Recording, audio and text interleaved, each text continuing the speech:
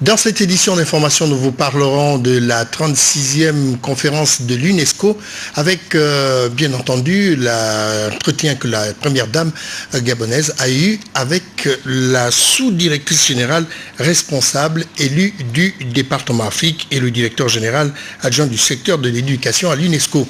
Le chef de l'État, comme vous le savez depuis hier, a donc pris part à la conférence consacrée aux nouvelles technologies de l'information et de la communication. Le modèle national sur la politique des NTIC a été donc prononcé par le chef de l'État au cours de cette tribune. Madame, Monsieur, bonsoir. Vous êtes bien sur la première chaîne de télévision gabonaise pour vous informer. Et comme je vous le disais dans les titres de cette édition d'information, Ali Bongo Ondimba, président de la République gabonaise, était à Genève où il a assisté à la conférence mondiale consacrée aux TIC, c'est-à-dire les nouvelles technologies de l'information et de la communication. À ce titre, donc, le chef de l'État a prononcé un important discours sur la politique nationale dans le domaine des nouvelles technologies de l'information et de la communication. Le point avec Bienvenue Miko, Armand Mopende, Cédric Aleka, presse présidentielle. La conférence internationale de l'UIT s'ouvre donc avec ses perspectives et ses enjeux. Aux côtés des leaders du monde et des experts de toute la planète, le président Ali Bongo Ondimba situe les avancées de l'œuvre de l'Union internationale des télécommunications. Dès ma prise de fonction et sur la base de mon programme de société, l'avenir en confiance, j'ai engagé mon pays dans une dynamique de développement fondée sur 3 piliers. Le Gabon vert, le Gabon industriel et le Gabon des services. Concernant le Gabon des services, il s'agit, entre autres, de promouvoir le développement des technologies de l'économie numérique afin d'arrimer le Gabon à la société de l'information.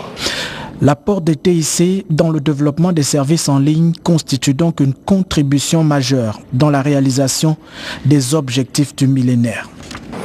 Un plan spécial triennal dénommé Gabon numérique a été élaboré pour permettre à mon pays de bénéficier d'une infrastructure large bande devant lui permettre de développer des services à haut débit tels que le téléenseignement, la télémédecine, la visioconférence et l'e-gouvernement, etc. Dialogue mondial pour échanger sur les TIC, la conférence internationale de l'IUT aura permis d'importantes discussions pour la promotion des communications dans des domaines vitaux de la vie. Nous procédons aussi à la formation et au recrutement de plus en plus d'ingénieurs informatiques ou télécoms à même d'assurer une pérennité à ces systèmes de communication. L'infrastructure large bande du réseau de l'administration gabonaise, RAG, en cours de réalisation, permettra de relier l'ensemble des villes du pays et de développer l'e-gouvernement. L'Union internationale des télécommunications célèbre donc ses 40 ans d'existence.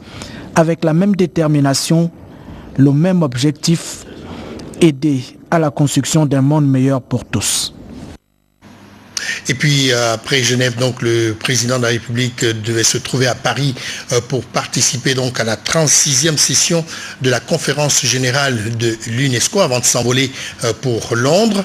Mais il faut dire tout de même qu'en marge justement de cette 36e session de la conférence générale de l'UNESCO, la première dame du Gabon, Sylvia Bongo Ondimba, s'est donc entretenue avec la sous-directrice générale responsable du département Afrique et le directeur général adjoint du secteur de l'éducation à l'UNESCO. On va faire le point de tout ça avec Rabia Delphine Yari, Honorine Tingui et Cédric Aleka pour la presse présidentielle. Culture, éducation, des volets qui trouvent leur place dans le plan d'action de la première dame du Gabon. En perspective pour Sylvia Bongo Ondimba, la création d'une école primaire bilingue pour les jeunes filles où seront mises en exergue des disciplines scientifiques et technologiques. La création des espaces d'écoute pour les jeunes en vue d'une prise en compte effective et efficace de leurs préoccupations. De ce fait, des partenariats sont indispensables pour l'exécution des 10 projets. C'est dans ce sens qu'en marge de la 36e session de la conférence générale de l'UNESCO, la première dame du Gabon a pu avoir des entretiens avec la sous-directrice générale responsable du département Afrique et le directeur général adjoint responsable du secteur éducation à l'UNESCO. Il s'est agi pour Sylvia Bongo Ondimba de présenter à Lala Aïcha Ben Barka et Kian Tang les actions déjà menées par sa fondation en faveur des jeunes, de leur présenter également ses projets dans le secteur de la formation et de l'éducation des jeunes en général et des filles en particulier. Aussi, la première dame du Gabon entend-elle tisser un partenariat avec les entités de l'UNESCO, dont les grandes lignes du fonctionnement concernent justement la science et l'éducation, d'où l'opportunité de ces rencontres informelles. Les tête-à-tête entre Sylvia Bongo Ondimba, Lala Aïcha Ben Barka et Kian Tang augurent donc de lendemains meilleurs, étant entendu que ces deux personnalités de l'UNESCO ont toujours joué des rôles clés dans le développement des systèmes éducatifs de certains pays africains, pour l'une, et pour l'autre dans la mobilisation des ressources des donateurs en faveur de l'éducation pour tous et l'essor de la coopération sud-sud en matière d'éducation. Voilà, je vous le disais au sommaire de cette édition d'information que le chef de l'État va s'envoler, devrait être à Paris, et on nous fait signe qu'effectivement le chef de l'État vient d'arriver à Paris. On va voir ce que nous a réservé donc sur l'arrivée du président à Paris. Lazo à Bourneur pour la presse présidentielle. La présence du chef de l'État Ali Bongo Ondimba à Paris marque la seconde étape de son mini-périple européen. Dans la capitale française, le président de la République prend part aux assises de la 36e session de la conférence générale de l'UNESCO. Ce rendez-vous qui offre l'occasion aux leaders des pays membres de l'organisation, les Nations Unies pour l'éducation, la science et la culture, de débattre des politiques de l'organisation pour les 2 prochaines années. Un accent est mis sur les nouvelles approches susceptibles de promouvoir la paix, avec un fort regard sur le développement. Les politiques retenues mettent en exergue l'éducation, la science, la culture et la communication. Une communication du chef de l'État est attendue. Ali Bongo Ondimba qui attache un intérêt à l'éducation, la culture, la science et la communication. Des thèmes qui animent les différents piliers du projet de société du président de la République. La présence du chef de l'État se justifie également par le second enjeu de cette 36e session. Le renouvellement du Conseil exécutif de l'UNESCO. Le Gabon, notre pays, est candidat. Face à lui, l'Angola. Ali Bongo Ondimba, chef de l'État gabonais, attendu jeudi à Londres. 3e et dernière étape de son périple. Le président de la République rencontre en tête-à-tête le prince Charles. Près une réunion de haut niveau sur l'environnement. Sur la table, les questions liées au réchauffement climatique et les écosystèmes forestiers. La rencontre avec le prince Charles est la seconde en 8 mois. La dernière a eu lieu en mars. Tout de même donc les questions financières également inhérentes à la dure crise financière qui s'abat sur les économies du monde entier seront certainement abordées au cours de ces différentes rencontres du président de la République avec ses pairs, mais tout de même il faut dire que la solution miracle pour sortir justement de la crise financière vient du Vatican, et le pape a donc appelé lundi à la création d'une autorité publique universelle et d'une banque centrale mondiale pour réguler les institutions financières dans la période actuelle de tourmente et bien entendu d'incertitude. Le document de 18 pages est donc intitulé « Pour une réforme du système financier international dans la perspective d'une autorité publique à compétence universelle » devrait donc trouver un écho chez les indignés du monde entier qui protestent à l'heure actuelle contre les dérives du système économique actuel. Puisque nous abordons des questions financières internationales, nous abordons également quelques nouvelles en bref. Donc, en ce qui concerne la Libye, Mouammar Kadhafi, qui a dirigé d'une main de fer pendant 42 ans ce pays, avant d'être tué la semaine dernière au terme d'un conflit sanglant, a été inhumé ce mardi à l'aube dans la plus grande discrétion. C'est dans un lieu tenu secret dans le désert. Kadhafi vient tout juste d'être enterré dans le désert aux côtés de son fils Moutassim. Revenons donc à l'actualité nationale proprement dite avec cette audition donc des sénateurs qui ont posé quelques questions à leur collègue Francis Nkea sur la proposition de loi ayant trait à la transmission volontaire ou involontaire du VIH-Sida. On va retrouver Guy-Roger Lindira, Hilarion Akumbu, Alfred Robaki et bien entendu Véronique Adega. La salle Jean-Hilaire Obam du palais Omar Bongo Ondimba du Sénat a servi de cadre pour l'audition du sénateur Francis Nkea.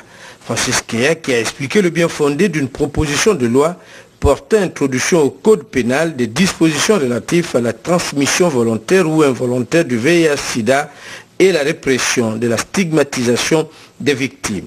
Tout en rappelant que les droits humains des personnes infectées ou affectées par le VIH-Sida sont régulièrement violés et face à la contamination, il faut déterminer rationnellement comment engager la responsabilité pénale de son auteur. Actuellement, au niveau de la loi pénale et au niveau des juridictions, les magistrats sont confrontés à ce problème. Comment faire pour contrecarrer le fléau, pour juguler la contamination volontaire et involontaire? Parce qu'on ne punit pas seulement la contamination volontaire, on punit également la contamination involontaire qui résulte du non-respect de certains règlements, de certains usages. C'est ce que le droit pénal appelle habituellement les infractions non intentionnelles. C'est-à-dire, on ne l'a pas fait volontairement, mais puisqu'on n'a pas respecté les règles les plus élémentaires, on a par voie de conséquence causé un dommage à autrui.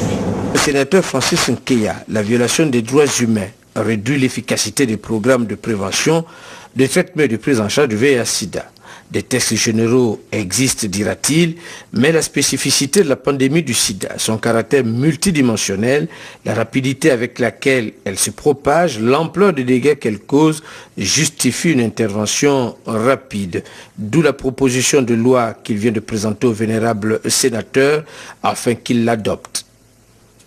On reste toujours au Sénat pour signaler cette visite de courtoisie que l'ambassadeur de Guinée-Conakry a donc faite à Madame le Président du Sénat. Il s'agit de El Hadj Abdoulaye Baldé qui était donc voir le président, Madame le Président du Sénat. On retrouve nos confrères de la presse du Sénat.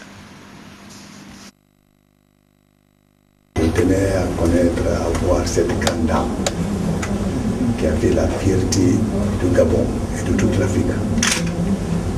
Vous savez, l'exercice du pouvoir à un moment donné, lorsque on ne veut pas les intérêts de l'État en priorité, on force. Et c'est ce qui a valu que nous parlons aujourd'hui du Grand Gabon, grâce à cette grande dame. C'est en ces termes que le nouvel ambassadeur de la République de Guinée en Afrique centrale, avec résidence à Libreville, son Excellence Abdoulaye Baldé, s'est exprimé au sortir de l'audience qu'il a eue avec Madame le Président du Sénat, Rose Francine Rogombi. Le diplomate guinéen tenait ainsi à présenter ses civilités, ses félicitations et dire son respect à Madame Rose Francine Rogombi pour le rôle important qu'elle a joué avec habileté et humilité pendant la période de transition qu'a connue le pays, notamment suite au décès du président Omar Bongo Ondimba en juin 2009. Il dira aussi que Madame le Président du Sénat est une grande femme d'honneur, de dignité qui a servi le Gabon et les intérêts du Gabon avec hauteur. Au cours de cet entretien, les deux personnalités ont été également amené à évoquer l'excellence des relations de coopération entre Conakry et Libreville depuis les premières heures des indépendances africaines en 1958 pour la Guinée et 1960 pour le Gabon. Une coopération qui connaîtra un essor à travers la volonté des autorités des deux pays. Madame le Président du Sénat a apprécié cette visite de courtoisie qui montre à suffisance l'excellence des relations bilatérales et multilatérales qui existent entre le Gabon et la Guinée-Conakry. À l'Assemblée nationale, il s'est agi effectivement du renforcement des coopérations bilatérales entre, bien entendu, cet entretien que le président de l'Assemblée nationale a accordé aux diplomates guinéens et aux diplomates japonais. Je ne vous en dis pas plus. Voici le reportage de Yves-Nicolas Monsard et les images de Tim Bouling. En première heure, Masao Kobayashi, le nouvel ambassadeur du Japon au Gabon, est venu rendre une visite de courtoisie au président de l'Assemblée nationale. Le diplomate a saisi cette opportunité pour réitérer au président Ginzu Bandama les remerciements des autorités nippones pour sa participation à l'inauguration du centre d'appui de pêche de Libreville. Les deux hommes ont salué la coopération agissante entre Tokyo et Libreville en insistant sur le pont qui devrait exister entre les deux assemblées nationales. En ce moment, il n'y a pas beaucoup d'échanges entre les parlementaires japonais et gabonais, à vrai dire. Mais j'ai exprimé à Monsieur le Président de l'Assemblée nationale que je suis tout à fait disponible pour renforcer ces liens entre les parlementaires de nos deux pays. En deuxième heure, le tour est venu à El Hadj Abdoulaye Baldé, le chargé d'affaires à l'ambassade de la République de Guinée, d'être reçu par le président Ginzu Bandama. Les échanges entre les deux hommes ont porté sur le réchauffement des relations entre le Gabon et la Guinée. Le président de l'institution, M. Ginzu Bandama, a notamment rappelé l'excellence des relations millénaires entre les deux pays. En 2008, il a été question de faire un site touristique à Djolé, où le gouvernement gabonais a mis une certaine somme à la disposition du ministère des Arts. Et en retour, on nous a demandé d'envoyer le buste de l'Almami Sabo Touré. Ce buste est jusqu'à présent en souffrance à l'aéroport Léomba. Et la dernière fois, mes collègues ont attiré mon attention là-dessus. Je vais m'y mettre pour d'abord récupérer ce buste et le mettre à la disposition du ministère des Arts et de la Culture et aller faire un tour à Djolé pour voir comment est-ce qu'il faut remettre ce site-là en corrélation avec le ministère qui est en charge. Signalons que le président de l'Assemblée nationale informe les honorables députés que le programme des travaux de l'Assemblée nationale pour la journée du mercredi 26 octobre 2011 est établi comme suite. 9h45, réunion du bureau. 11h, réunion de la conférence des présidents. La présence des députés concernés par ces séances de travail est vivement souhaitée. On va retrouver le chargé d'affaires donc de l'ambassade de la République de Guinée-Conakry dans une autre institution constitutionnelle du Gabon. Il s'agit du Conseil économique et social, là-bas où le président de cette institution, Antoine Boumiakou, s'est entretenu avec son hôte. On va voir tout cela avec Frédéric Alogo-Issessa sur les images de Idriss Mungala. Le chargé d'affaires de l'ambassade de la République de Guinée au Gabon est venu rendre une visite de courtoisie au président du Conseil économique et social en sa qualité d'actuel premier responsable de l'ambassade depuis le départ le 12 octobre dernier du chef de la mission diplomatique rappelé à Conakry par son gouvernement.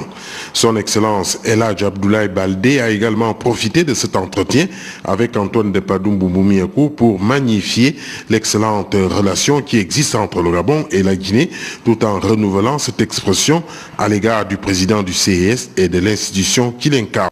La diplomatie, c'est un autre monde.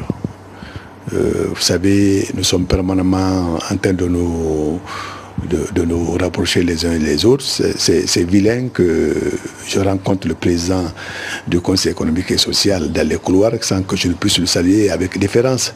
Voilà pourquoi j'ai tenu à le rencontrer, à le saluer, à le voir de face et essayer et profiter pour essayer de lui demander son soutien vis-à-vis de mon pays. Je suis en train de mettre les batteries à la charge, essayer de faire les contacts nécessaires pour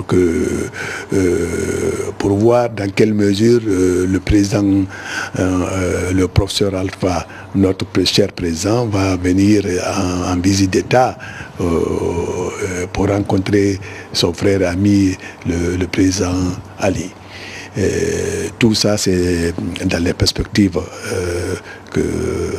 et dans le renforcement des relations guinéo-gabonaises. Rappelons tout de même que le diplomate guinéen n'est pas un inconnu du milieu politique et dirigeant gabonais, puisqu'il a déjà séjourné dans notre pays en 2007 et 2008, toujours dans le cadre de la diplomatie. Il est donc revenu le 12 septembre passé, combler un vide en attendant sa titularisation comme ambassadeur de la République de Guinée, qui est juridiction en Afrique centrale. La douane gabonaise et les douanes donc de l'Afrique centrale ainsi que du continent sont à l'heure de leur modernisation. Témoin bien entendu cette 37e conférence consacrée aux douanes de l'espace francophone que le Premier ministre a ouverte aujourd'hui. Les assises visent donc la mise en œuvre des réformes de l'administration douanière dans un contexte où la performance et la qualité sont de mise. C'est Patrick Simangoy de notre rédaction sur les images de Victor Monunga qui nous fait le point de cet événement. La 17e conférence des directeurs généraux des douanes des pays francophones s'inscrit dans la continuité de l'échange de vues entre les douaniers, favorisant la convergence des efforts pour conduire les axes de réflexion en vue de la modernisation des administrations douanières qui éprouvent aujourd'hui de plus en plus le besoin de repenser les moyens et les méthodes de leur action dans un environnement où l'usager et le transitaire et bien d'autres réclament une meilleure offre de services dans les délais raisonnables. Cette stratégie vise 3 objectifs, à savoir une meilleure sécurisation de la chaîne logistique internationale, la facilitation du commerce international, l'optimisation des recettes douanières. Ce contexte justifie les politiques de réforme engagées dans la plupart de nos pays. Au Gabon, et avec l'inestimable appui du Fonds monétaire international et de l'Organisation mondiale des douanes, l'exécution en cours du plan stratégique 2009-2013 mettra la douane gabonaise en capacité de répondre efficacement aux défis et aux enjeux que pose aux économies nationales la globalisation des échanges dans le monde. La réunion de Libreville, qui se tient après celle du Maroc et de Paris, est le lieu de mesurer et améliorer la performance et l'efficacité douanière tant souhaitée. Comme à Paris, cette conférence est l'occasion de partager nos expériences communes, de mutualiser nos bonnes pratiques, de présenter nos chantiers de réforme et d'essayer ensemble de progresser. C'est pour ça que je me réjouis vivement de la tenue de cette conférence et souhaite à tous des débats et rencontres enrichissants et fructueux et remercie encore beaucoup les autorités gabonaises pour l'organisation de cette conférence. Voir une douane en phase avec les enjeux de l'heure est le souhait des autorités gabonaises. La modernisation de l'administration des douanes gabonaises se traduit déjà par un programme de réforme visant à accroître ses capacités structurelles et opérationnelles et d'en faire un acteur majeur dans le processus d'optimisation des ressources budgétaires. Le gouvernement gabonais salue l'ensemble des partenaires qui contribuent à nos côtés à l'amélioration constante du cadre des investissements et des opérations commerciales dans notre pays et au niveau international. Je souhaite que vos différents ateliers et débats contribuent encore un peu plus à consolider la configuration d'une douane toujours plus efficace et en phase avec les enjeux de notre époque. Capitale de la douane francophone pour 2 jours, Libreville va jeter sur les fonds baptismaux un type nouveau de partenariat nord-sud, dynamique et fiable, à la hauteur des attentes des uns et des autres. Je vous l'avais dit dans les manchettes de cette édition d'information, c'était hier, eh bien, le Premier ministre, chef du gouvernement, recevait une délégation de la CAF, la Confédération africaine de football, une délégation qui est conduite donc par son président Issa Hayatou, qui est venu faire les derniers réglages avant, bien entendu, le tirage au sort qui se passera en Guinée équatoriale le 29 octobre 2011. On va voir ce que nous ont réservé dans ce reportage la presse de la primature avec Bernadette Zanhéi, Olivier Antonio et Patrick Demabio. Après la visite à Libreville des différentes structures devant servir lors de l'organisation de la CAN 2012, le président de la CAF, la Confédération africaine de football, Issa Hayatou, à la tête d'une forte délégation, a tenu à exprimer au Premier ministre chef du gouvernement, Paul Biya-Oguemba, le satisfecit de l'institution dont il a la charge. Vous savez, c'est un grand honneur pour nous d'être reçus par Monsieur le Premier ministre. Comme vous le savez, il a un programme assez chargé. En dépit de tout ça, il a trouvé moyen de nous recevoir pour pouvoir faire le tour d'horizon sur les préparatifs et l'organisation de la CAN dans son pays. Et inutile de vous dire qu'au niveau de la Confédération, nous sommes très satisfaits de ce que nous avons pu voir. Il y avait de gros retards au départ, mais la volonté politique aidant, le Gabon a mis beaucoup de moyens à la disposition du comité d'organisation, à la disposition de toutes les parties concernées. Et aujourd'hui, nous avons pratiquement comblé tous ces retards et nous sommes très fiers. Et c'est ce que j'ai pu dire au Premier ministre, l'objet de notre mission ici. Et nous sommes vraiment satisfaits de ce que nous avons pu trouver ici. Notons qu'au cours de cette entrevue, le Premier ministre chef du gouvernement et la délégation de la CAF ont fait le tour d'horizon des préparatifs de cet événement au niveau du Gabon. Aussi, Paul Biya-Oguemba a rassuré ses hôtes de ce que toutes les dispositions sont prises pour que l'événement se déroule dans les meilleures conditions au Gabon. Alors, le Premier ministre, chef du gouvernement, Paul Biya-Oguemba, quitte Libreville demain, mercredi 26 octobre 2011, à destination de Riyad en Arabie Saoudite, où il va représenter le président de la République, chef de l'État, son Excellence Ali Bongo Ondimba, aux obsèques du sultan bin Abdelaziz Al Saoud, frère du roi d'Arabie Saoudite, son Excellence Abdullah ben Abdelaziz Al Saoud. Puisqu'on parlait du sport tout à l'heure avec Issa Hayatou qui est dans nos murs, on reste toujours dans le cadre justement de la formation d'une équipe nationale, ou si vous voulez d'une élite footballistique gabonaise, avec cette organisation qui est faite par un certain nombre d'entreprises gabonaises, notamment la société de téléphonie mobile RTL. Ce soir, nous avons dans ce studio Brian Robson, un ancien joueur, donc footballeur de Manchester United. Hein. Alors, on va le recevoir. Bonjour. Bonjour. Vous êtes au Gabon. Alors, Monsieur Robson est au Gabon, c'est dans quel cadre exactement? Merci pour cette invitation sur ce plateau. Monsieur Robson est au Gabon pour procéder à la cérémonie de clôture du camp de formation que nous avons initié il y a un peu plus de 3 mois. Et ce camp de formation avait pour objectif de pouvoir détecter les jeunes talents du football. Et depuis un peu plus de 6 mois, nous avons reçu des jeunes qui ont participé massivement à cette initiative et des jeunes de toutes les provinces du Gabon. Et nous avons eu un tournoi qui s'est déroulé dans de bonnes conditions. Et aujourd'hui, Brian est venu pour procéder à la fin de cette grande initiative CAF. C'est une première en Afrique. Une première en Afrique, ça veut dire que RTL se lance également dans la promotion du football gabonais? RTL est une marque qui se rapproche beaucoup plus de ces communautés. Et l'une de ses valeurs a pour objectif effectivement de pouvoir faire en sorte que les jeunes que nous avons aujourd'hui puissent réaliser leurs rêves.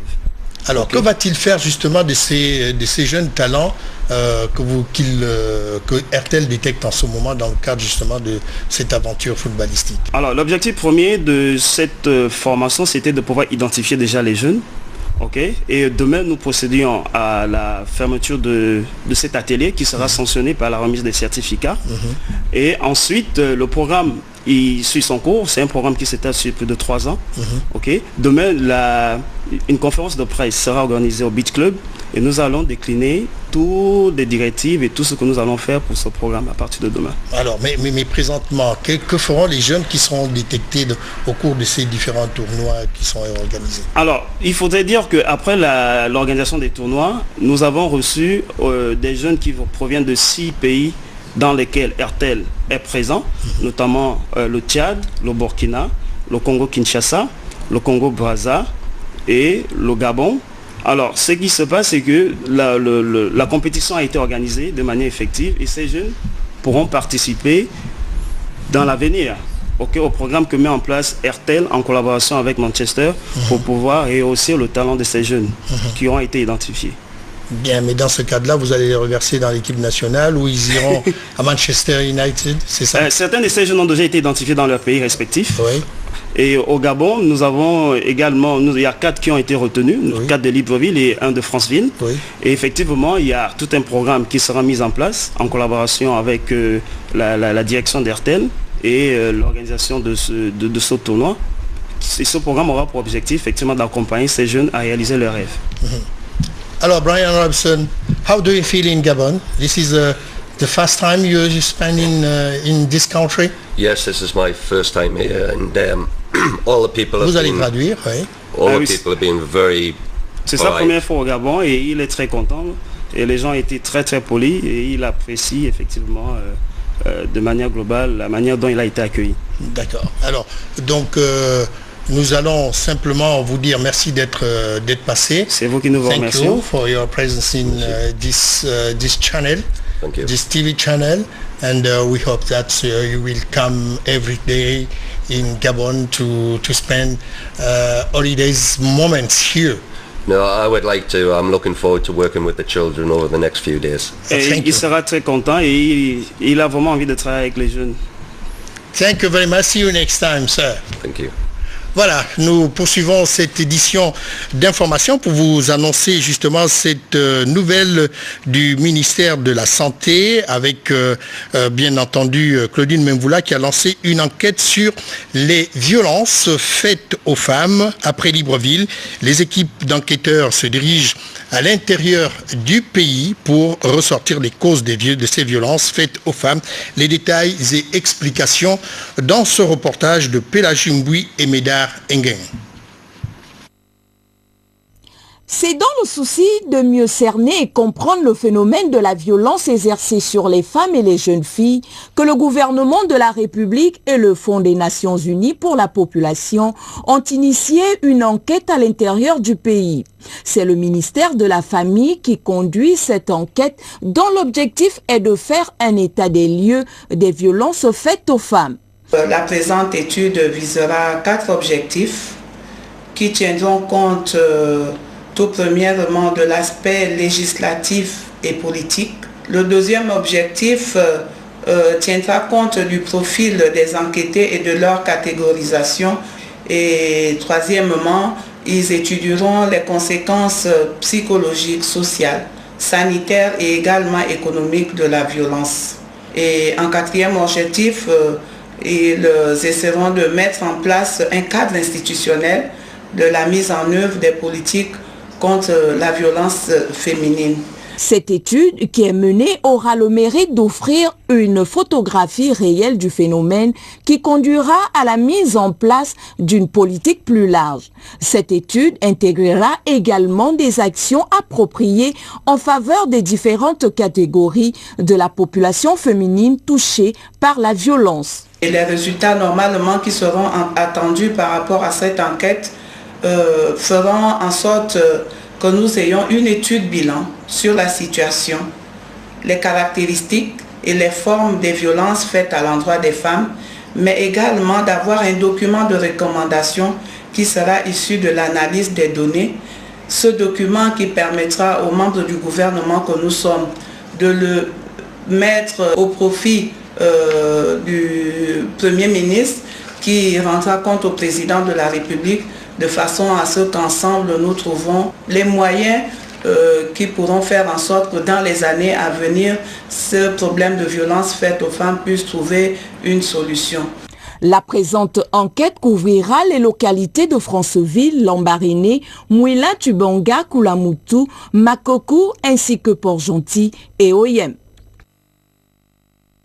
Le président de la commission électorale 2e et 6e arrondissement de la commune de Libreville pour les législatives du 17 décembre 2011 informe les différents candidats que les fiches de candidature et les déclarations sur l'honneur sont disponibles auprès du secrétaire général de la mairie du 2e arrondissement, 6 à Nkembo campagne. Et puis, la sécurité pénitentiaire recrute donc pour les besoins de ses services des jeunes gens de nationalité gabonaise âgés de 18 à 28 ans, mesurant 1,55 m pour les femmes et 1,65 m pour les hommes et titulaires d'un diplôme universitaire ou professionnel dans les filières ci-après: gestion de ressources humaines, secrétariat de direction, juriste, comptabilité, électricité, bâtiment, maçonnerie, plomberie, froid et climatisation, conduite automobile, électricité automobile, mécanicien engin lourd et léger, cuisinier, hôtellerie et restauration. Date limite de dépôt de candidature est fixée au 31 octobre 2011. Passé ce délai, aucun dossier ne sera pris en compte. Parlons à présent des déflatés de Gabon Télécom Libertis, et vous le savez déjà, qui sont admis au plan social donc 2008, qui devait commencer aujourd'hui. Le collectif des contractuels dénonce les pratiques de certains responsables visant à modifier abusivement les décisions prises par le président de la République. Voici le document qui est réservé justement pour cette nouvelle. Mercredi matin, lorsque nous sommes rendus au Trésor public, le caissier principal du Trésor public, en la personne de M. Kouya Malgloire, nous a laissé entendre que les contractuels de droit privé Gabon Télécom effectivement avaient de l'argent ici, et il y en avait tellement qu'ils ne pouvaient pas de faire des bons de caisse parce que nos comptes étaient fermés selon ce que le comité de privatisation leur avait donné telle une information. Suite à cela, nous sommes allés en réunion avec les plus hautes autorités du Trésor, à savoir le trésorier payeur général, le comité de privatisation, le fondé du pouvoir du Trésor, et nous sommes tombés d'accord sur un certain nombre d'éléments, à savoir la transactionnelle, le préjudice et le FIR. La question de Gabon Télécom concerne le FIR qui est de 5 milliards, la transactionnelle qui est de 60 mois, et le préjudice qui est de 36 mois. C'est pourquoi nous nous sommes mis d'accord sur la table de négociation dans le bureau de la TPG. Et il était question que le lendemain, nous validions la liste telle que le travail nous a été demandé par la plus haute autorité du Trésor. Cette liste étant validée par le comité de privatisation qui devait mettre des émargements et cachés sur la liste, serait amené au ministre de l'économie qui lui devrait pouvoir faire un soit transmis officiel au Premier ministre et à la TPG pour règlement. C'est ce qu'ils attendaient. Donc nous, aujourd'hui, nous sommes au Trésor public en sitting jusqu'à satisfaction totale de nos revendications. Et puis nous allons terminer cette édition d'information avec ce communiqué de condoléances que le directeur général de la RTG chaîne 1 et tout le personnel adresse à la famille de M. Nguemandong François, agent à la direction technique de télévision, qui est décédé hier brutalement. Donc il adresse à toute la famille ses condoléances les plus attristées. Et puis nous allons de tout cœur donc avoir une pensée pour notre collègue Edgar Diembi-Doukaya qui vient de subir une intervention chirurgicale du côté de Bongolo, et nous lui souhaitons donc prompt rétablissement et retrouver la rédaction comme il le fait d'habitude. Voilà, c'est la fin de cette édition d'information. Merci de nous avoir suivis. On se retrouve demain à la même heure.